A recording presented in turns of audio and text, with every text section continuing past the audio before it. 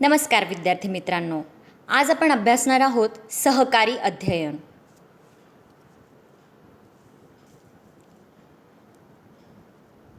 बघा, जर सहकारी अध्ययनाचा अभ्यास करायचा असेल तर आपल्याला थोडीशी पार्श्वभूमी लक्षात घेतली पाहिजे. भारतीय शिक्षण पद्धतीचा इतिहास आपल्याला असं सांगतो की पूर्वीची जी शिक्षण पद्धती होती ती गुरुगृही राहून विद्या प्राप्त करण्याची होती. त्यामुळे तिथे शिक्षक केंद्रित अध्यापन पद्धतींचा उपयोग हा जास्त केला जात होता. मात्र 21व्या शतकात आज आपण पाहतोय की शिक्षक केंद्रित अध्ययन अध्यापनाची जागा आता विद्यार्थी केंद्रित अध्ययन अध्यापनाने घेतलेली आहे. म्हणजे नेमकं काय झालेलं आहे तर बदलत्या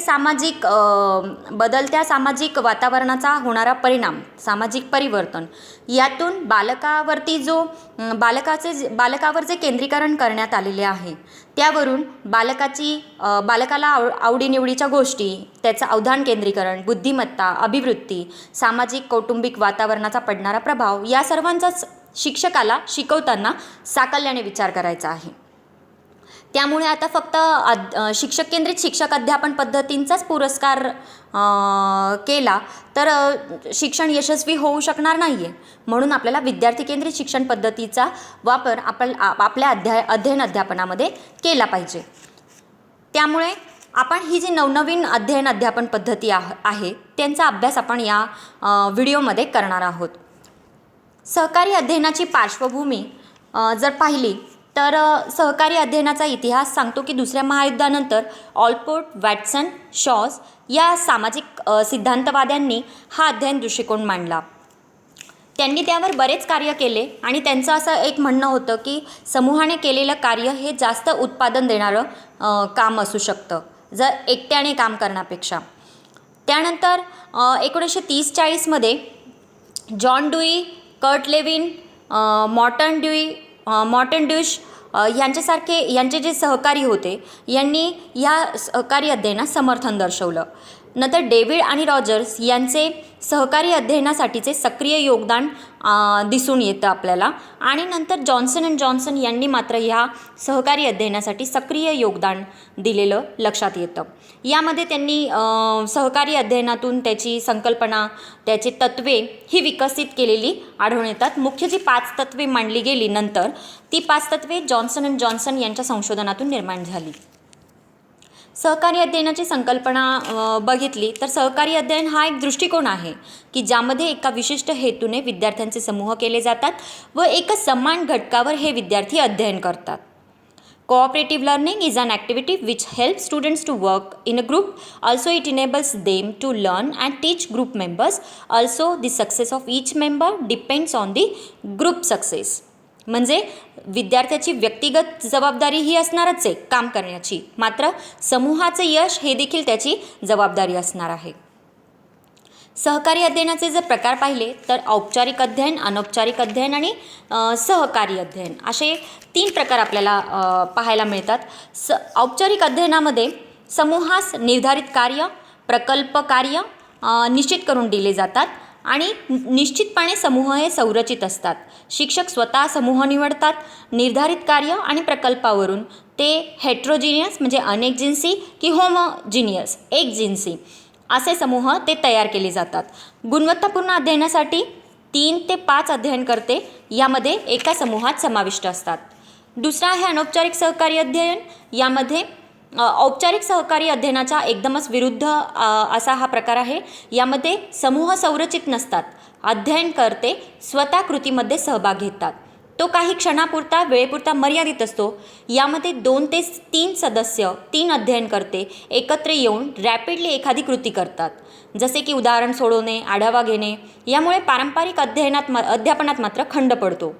मात्र शिक्षक विद्यार्थ्यांना स्वतःच प्रेरित करून अध्ययनासाठी सहकार्य करण्यासाठी इथे प्रेरित करत असतात.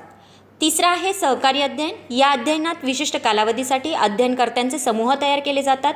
मात्र हा कालावधी निश्चित असतो, जसे की एखाद्या सेमिस्टरसाठी तयार केलेला समूह. ह्यामुळे हे अध्ययनकर्ते एकमेकांना चांगल्या प्रकारे ओळखायला लागतात, त्यांच्यात मैत्रीही होते आणि यामुळे हे अध्ययनकर्ते एकमेकांना समूहाव्यतिरिक्त देखील मदत करण्यास तयार होतात. सहकारी अध्ययनाचे प्रमुख 5 तत्त्वे आहेत. पहिलं आहे सकारात्मक परस्परावलंबन. समूहातील अध्ययनकर्ते विशिष्ट ध्येय लक्ष्य साध्य करण्यासाठी एकत्रित येतात आणि त्यांचे कार्य हे फक्त एका दोघांनाच मदत करणे नसून समूहासाठी कार्य करणे असते. सकारात्मक परस्परावलंबन हे समूहातील अध्ययनकर्त्याच्या वैयक्तिक यशासाठी वचनबद्ध असले तरी समूहातील गटातील प्रत्येक अध्ययनकर्त्याच्या वैयक्तिक यशासाठी देखील ते वचनबद्ध असते. दुसरं आहे वैयक्तिक व सामूहिक जबाबदारी. समूह त्याच्या निहित कार्यासाठी जबाबदार असतो आणि स्वतःच्या वैयक्तिक योगदानासाठी देखील तो तेवढाच जबाबदार असतो. यामध्ये अध्ययनकर्ते एकमेकांचे कार्य कॉपी करू शकत नाही. प्रत्येकाची संपादनूक आणि कामगिरीचं इथं मूल्यांकन केलं जातं. त्याचे निष्कर्ष परिणाम हे समूहाला मात्र समर्पित असतात, म्हणजे समूहाला जबाबदार असतात. तिसरं आहे छोटा गट व वैयक्तिक कौशल्य. छोट्या गटात काम करणाऱ्या सहकारी अध्ययनार्थ्यात गटकार्य कौशल्य आधीच असणे गरजेचे असते, म्हणजे ती क्षमताच असणे त्याच्यामध्ये गरजेचे असते. स्वयंप्रेरणा, पुरेसे नेतृत्व, निर्णय क्षमता, आत्मविश्वास, संप्रेषण, संघर्ष व्यवस्थापन यासारख्या कौशल्यांची ज्यातून अधिक निर्मिती होऊ शकते. त्यानंतर आहे समोरासमोर आंतरक्रियेसाठी प्रेरणा. यालाच आपण फेस टू फेस इंटरॅक्शन असं म्हणतो. यामध्ये सहकारी अध्ययनार्थी एकमेकांना यशासाठी जबाबदार मानतात. हे यश ते एकमेकांना समर्पित करतात आणि यासाठी अध्ययन करताना एकमेकांना आत्मविश्वास, एकमेकांना मदत, सहाय्य, एकमेकांचे कौतुक, प्रशंसा देखील करतात. कारण यातूनच शिक्षण आणि वैयक्तिक विकास हे शिक्षणाचे ध्येय देखील साध्य होऊ शकते. शेवटचं आहे ते म्हणजे समूह प्रक्रिया. समूह प्रक्रियेचा हेतू हा समूहातील सदस्यांच्या एकमेकांशी संप्रेषणाच्या प्रक्रिया या समूहाचे ध्येय साध्य करण्यासाठी परिणामकारक करणे असा असतो. तर समूह प्रक्रिया तेव्हाच यशस्वी होते जेव्हा समूहातील सदस्य विमर्श चिंतनाचा वापर करून नेमके सदस्य कार्य यशस्वीपणे करणारे आणि यशस्वीपणे न करणारे सदस्य यांच्या कार्यात बदल केल्यानेच होऊ शकतो. त्यानंतर आहे सहकारी अध्ययनाची प्रमुख 4 तंत्रे. त्यामध्ये म्हणजे ही तंत्रे जास्तीत जास्त प्रमाणात वापरण्यात आलेली अशी दिसून येतात. तशी सहकारी अध्ययनाची बरीचशी तंत्रे आहेत. त्यापैकी म्हणजे 101 तंत्रे आहेत. त्यापैकी आपण प्रमुख 4 तंत्रांचा अभ्यास इथे करणार आहोत. यामध्ये पहिला जो आहे थिंक पेअर शेअर ॲक्टिव्हिटी. ही जी ॲक्टिव्हिटी आहे ही फ्रँक लीमन यांनी 1981 डेव्हलप केलेली आहे.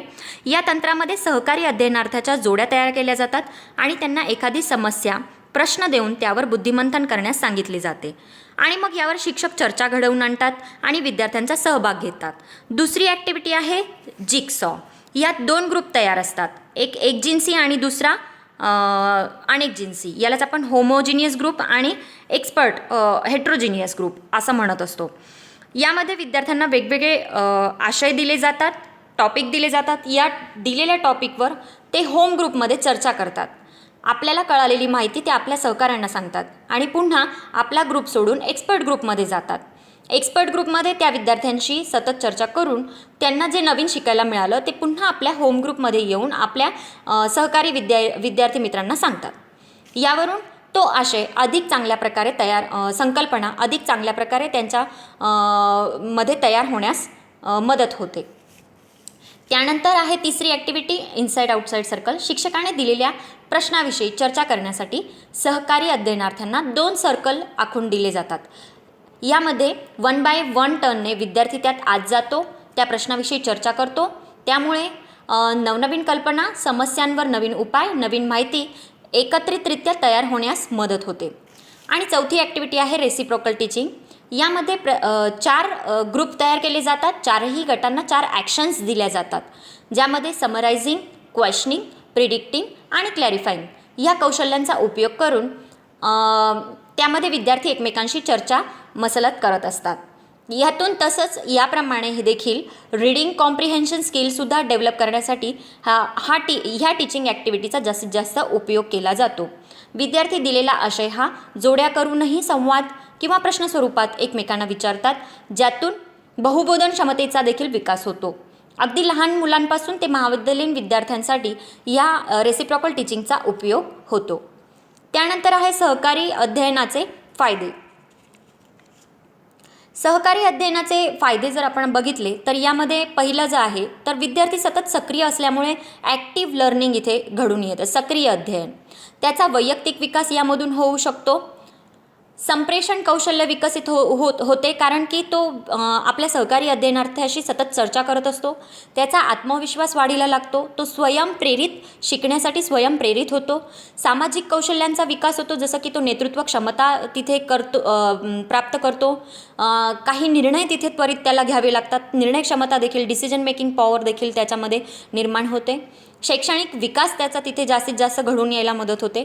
आणि सगळ्यात महत्त्वाचं की आजच्या शिक्षण पद्धतीमध्ये बहुभाषिक आणि बहुसांस्कृतिक शिक्षण जे दिलं जातं आहे, इंग्रजी माध्यमांच्या शाळांमध्ये असे विद्यार्थी आपल्याला जास्त पाहावयास मिळतात.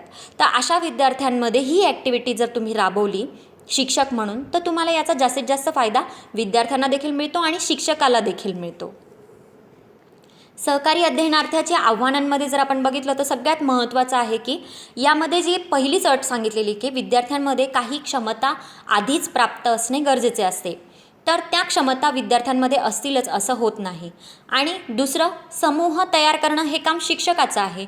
त्यामुळे कुठलाही हेतू मनामध्ये न ठेवता, पूर्वग्रह दूषित मनाने न करता, समूह तयार न करता अगदी वस्तुनिष्ठपणे समूह तयार करणं, तसं हे अवघड कौशल्याचं काम आहे. आणि तिसरं आहे, सर्व विद्यार्थी सक्रियपणे सहभाग नोंदवितातच असे नाही. या ग्रुप ॲक्टिव्हिटीमध्ये, ह्या संघ कार्यामध्ये, समूह कार्यामध्ये एक विद्यार्थी करतो, दुसरा विद्यार्थी कदाचित त्याचं फक्त ऐकून घेत असेल, पण सगळेच विद्यार्थी कार्य करतात असं होत नाही. तेव्हा इथे शिक्षकाला मार्गदर्शकाची भूमिका करून त्या विद्यार्थ्यांना स्वयंप्रेरित करण्यासाठी अधिकाधिक सूचक गोष्टी करणं देखील गरजेचं आहे.